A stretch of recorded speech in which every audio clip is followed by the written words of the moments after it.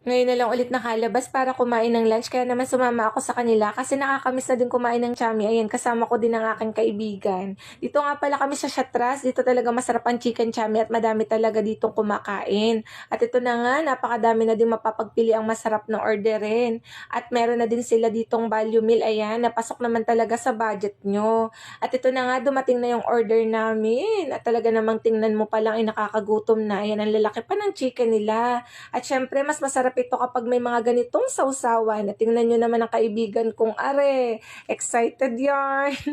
At siya na nga din ang nagpiga ng kalamansi with matching sibuyas at sili para mas lalong nakakagana. Kasi talagang perfect combination sila. Tapos lagyan pa ng toyo na mas makakadagdag na pampalasa. At yan na nga, tingnan nyo naman, umuusok pa, sakto pa sa pagbuhos ng malakas ng ulan. Kaya naman talaga makakadami ng kain. Ayan, amin na nga sinimulan. At kita nyo naman, parang makakaisang rice pa. At tari nga po ang mga sir namin ay isang chicken lomi at isang chicken chami, hulpa ha.